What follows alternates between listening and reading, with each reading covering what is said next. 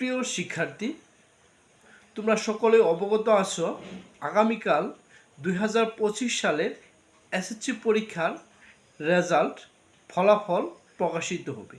এই উদ্দেশ্যে যারা 26, 27 এবং পরবর্তীতে এসএসসি পরীক্ষা দিবা তাদের উদ্দেশ্যে আমার কিছু পরামর্শ।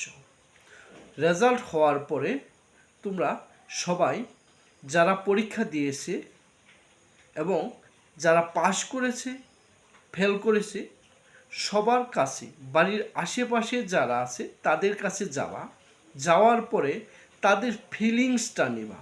যারা পাশ করেছে তাদের যে একটা গুড মানে পজিটিভ ফিলিংস, ভালো একটা ফিলিংস, সেই ফিলিংসটা নেবা।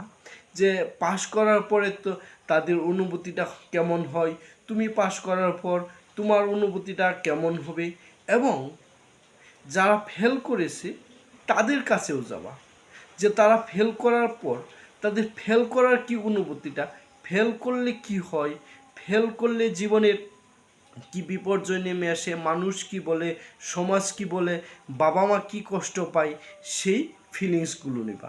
পক্ষান্তরে যারা পাশ করেছে এবং তাদের সেই ফিলিংসটাও নেবা, এবং তাদের বাবা মার আনন্দ কেমন সেই ফিলিংসটা নিয়ে তোমার মনের ভিতরে ধারণ করবা।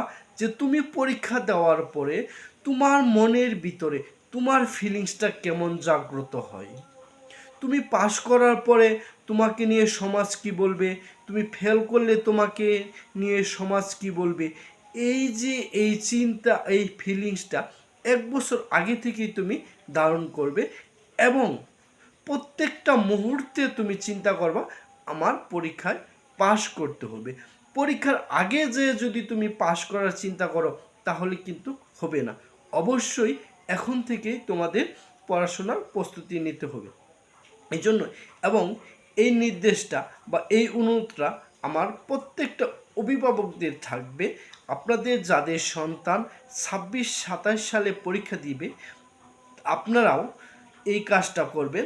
যারা ফেল করছে, যারা পাস করেছে, তাদের যে ফিলিংস, অনুভূতি আছে সেটাও আপনারা ধারণ করবেন।